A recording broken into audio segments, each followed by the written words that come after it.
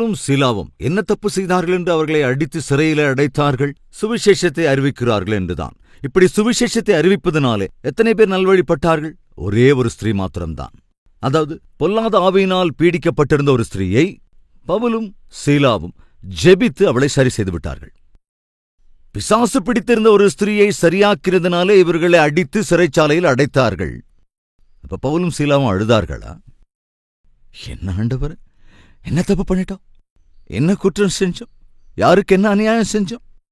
திருடர்கள் இருக்கிற இடத்துல, துன்மார்க்கர் இருக்கிற இடத்துல, கொலைபாதகர்கள் இருக்கிற இடத்துல, குரூர மனிதர்கள் இருக்கிற இடத்துல எங்களை கொண்டு வந்து இப்படி அடைத்து விட்டீர் ஆண்டவரே. இதுதானா உம்மை நம்பினதற்காக எங்களுக்கு கிடைத்த பரிசு அப்படின்னு கேள்வி கேட்டாங்கன்னு நினைக்கிறீங்க? நம்மள நிறைய பேருக்கு அந்த ஸ்பிரிட் இருக்கு. ஏதோ கொஞ்சம் பாடு வந்துட்டா, கொஞ்சம் பிரச்சனை வந்துட்டா, கொஞ்சம் கஷ்டம் வந்துட்டா, ஏதோ ஒரு சிக்கல் பிரச்சனை வந்துட்டா, அல்லது கொஞ்சம் வயிற்று வலி வந்துட்டா, அது என்னென்னவோ கேள்வி ஆண்டவரை நோக்கி கேட்க ஆரம்பிச்சிருவாங்க. என்ன ஆண்டவரை திரும்ப இந்த உடல்நல குறைவு? ஏன் ஆண்டவரை மறுபடியும் எனக்கு இந்த கஷ்டம்? என்ன ஆண்டவரை? ஏன் ஆண்டவரை? ஏன் ஆண்டவரை? ஏன் ஆண்டவரை? தயவு செஞ்சு கவனிக்கணும். நம்முடைய வாழ்க்கையில கவனிங்க, எதுவாக இருந்தாலும் சரி, நல்லதாக இருந்தாலும் அல்லது ஒரு பிரச்சனையா இருந்தாலும், ஒரு ஆபத்தா இருந்தாலும், ஒரு ஆரோக்கிய குறைவா இருந்தாலும், வியாதியா இருந்தாலும், இப்படி எது சம்பவித்தாலும் அவையெல்லாம் தேவனிடத்திலே சென்று பெர்மிஷன் வாங்கிக் கொண்டாலே தவிர அவைகள் உன்னிடத்திற்கோ என்னிடத்திற்கோ வருவதற்கான சான்ஸ் இல்லவே இல்லை. அவருடைய உத்தரவில்லாமல் உன் தலைமுடிகளில் ஒன்று கூட தரையிலே விழாது. அப்படின்னா என்ன அர்த்தங்க? இருக்கிற லட்சக்கணக்கான தலைமுடியில ஒன்னு கீழே விழணும்னா கூட யாருடைய பெர்மிஷன் வேணுமா? நீங்க மனைவி மேல கோபம் வந்தோ, கணவர் மேல கோபம் வந்தோ, தலைய முடிய புடிச்சு இழுத்தா அது கொண்டு பண்ண முடியாது. அந்த டைப்ல ஆக்சுவலா நான் சொல்ல வந்தது என்னன்னா, உங்கள் தலையில் இருக்கிற முடிகளில் ஒன்று விழ வேண்டும் என்றால் கூட அது யார்கிட்ட பெர்மிஷன் வாங்கணும்? இப்ப புரியுதாங்க? உன் தலையில் இருக்கிற முடிகளில் ஒரு முடி விழ வேண்டும் என்றாலும் தேவனுடைய பெர்மிஷன் இல்லாமல் விழ முடியாதென்றால் உங்களுக்கு எதிராக எந்த சத்ருவால் வர முடியும்? எந்த அபாயத்தால் வர முடியும்? எந்த ஆபத்து வர முடியும்? தேவனுடைய பெர்மிஷன் இல்லாமல். ஏன் உமா துதிக்க மாட்டான்? துதிச்சுக்கிட்டே தான் இருப்பான். ஏன்னா யோபுவை சுற்றி நீர் வேலி அடைத்து காத்து வருகிறீர் அல்லவா? அப்படின்னா என்ன அர்த்தம்? யோபுவைத்தான் தொட முடியாதல்லவா? யோபுக்கு எந்த தீங்கும் இழைக்க முடியாதல்லவா? யோபுவை டச்சே பண்ண முடியாதல்ல. காரணம் என்ன? யோபுவை சுற்றி என்ன செய்திருக்கிறீர்? வேலியடைத்து காக்கிறீரே. சகோதரனே, சகோதரியே, தயவுசெய்து புரிந்து கொள். நீ விலையேற பெற்றவன், நீ மிகுந்த விலையேற பெற்றவள். எந்த அளவுக்கு விலையேற பெற்றவர்கள் என்றால், நீ கிரயம் செலுத்தி கொள்ளப்பட்டிருக்கிறாய். சாதாரணமா நாம் ஒன்னு சொல்லுவோம், டே உன் தலைக்கு 100 ரூபான்னு வச்சா கூட ஒருத்தன் கூட வந்து வாங்க மாட்டான். சொல்லுவான் இல்லையா? சொல்லுவோம்ல? அப்படின்னா என்ன அர்த்தம்? வெறும் 100 ரூபாய்க்கு கூட உன்னை ஒருத்தனும் வாங்க மாட்டான். இது உண்மையா இல்லையாங்க? உன் தலைக்கு 100 ரூபாய் விலை வச்சு உன்னை வாங்கிக்க சொன்னா உன்னை யாராவது வாங்கிக்குவாங்களா? ஐயே, இவனோட இதுக்கு தலைவலி. ரைட், ஒரு நிமிஷம் இருங்க. 100 ரூபாய் கொடுத்தாலும் ஒருத்தனும் வாங்க மாட்டான். தலைக்கு 1000 ரூபான்னு சொன்னா கூட ஒருத்தனும் வாங்க மாட்டான். ஆனால் உன்னையும் என்னையும், ஒன்றுக்கும் உதவாத உன்னையும் என்னையும் யார் வாங்கிக் கொண்டது தெரியுமா? யோசிச்சு பாருங்க. தேவன் வாங்கிக் கொண்டார்.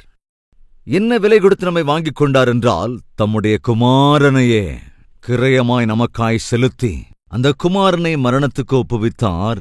உன்னையோ ஜீவனுக்கு ஒப்புக் கொடுத்தார். எனவே புரிந்து கொள்ள வேண்டியது என்னவென்றால், நீ தேவனுடைய பார்வையில மிகவும் மிகவும் விலையேற பெற்றிருக்கிறாய். இவ்வளவு விலையேற பெற்றிருக்கிற உன்னை தேவன் காப்பாற்றாமல் கருணை காட்டாமல் எப்படி இருப்பார்?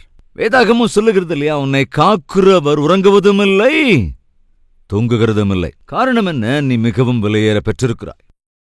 எந்த அளவுக்கு விலையேற பெற்றிருக்கிறாய் என்றால், உன்னை தமக்காக வாங்கிக் கொள்ளபோது தம்முடைய குமாரனையே உனக்கு பதில் தர வேண்டியிருந்தது.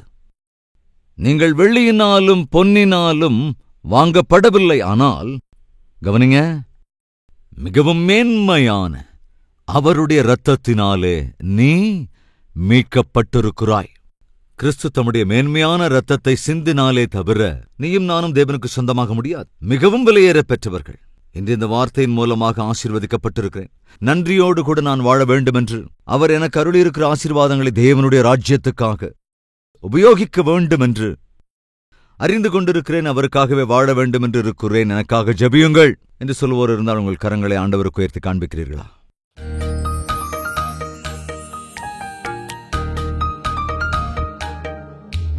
மகா பரிசுத்தமும் அன்பும் நிறைந்த எங்கள் பிதாவே, ஒவ்வொரு பாத்திரமும் நிரம்பி வழிய வேண்டும் ஐயா.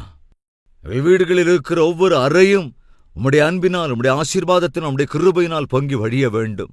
உத்தியோகத்தில் இவர்கள் நிரம்பி வழிகிறவர்களாயிருக்க வேண்டும். வியாபாரம் ஆண்டவரே ஆசீர்வாதத்தினால் நிரம்பி வழிய வேண்டும். படிப்பிலே பிள்ளைகள் வளர வேண்டும் ஆண்டவரே.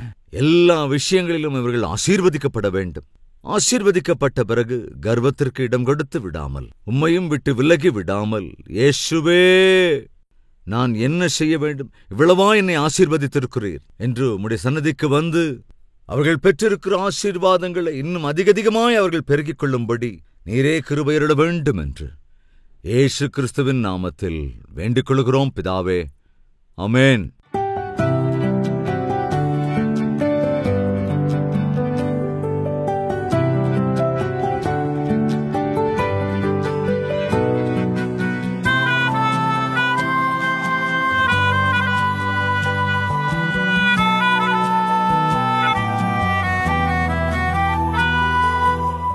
ஃப்ரெண்ட்ஸ், இன்று நீங்கள் கேட்ட இந்த செய்தி உண்மையாகவே உங்களுக்கு ஆசீர்வாதமாக இருந்திருக்கும் என்றால் லைக் செய்யுங்கள், மற்றவர்களுக்கும் கூட ஷேர் செய்யுங்கள். கூடவே உங்களுடைய கமெண்ட்டையும் எழுதி உங்களுடைய அபிப்பிராயத்தையும் தெரிவிக்க வேண்டும் என்று கேட்டுக்கொண்டு, தேவனுக்கு சித்தமானால் நாளையும் சந்திக்கலாம்.